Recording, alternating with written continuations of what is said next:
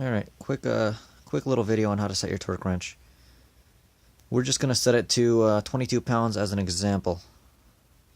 So on this side we have 10s, and on this side it's going up by 5s. So if we're going to 22 pounds, we would go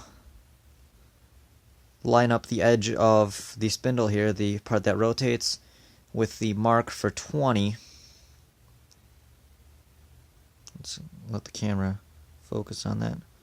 We'll line it up with the mark for 20 there. And when that lines up with 20, you see where the 0 comes in? That lines up with that center mark there. So now we're at 20.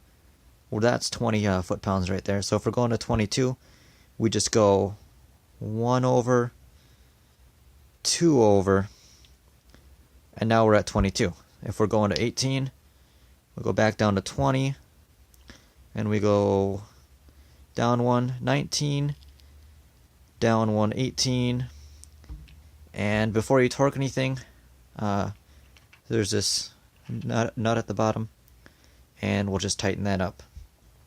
So I'm going to reset this for like 10 foot-pounds, something tiny, just to give you guys an example.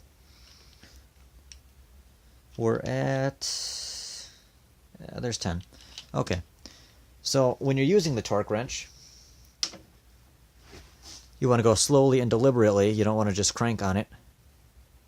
And when you get to the torque setting specified, or the torque setting that you're actually going for, this is what it will sound like.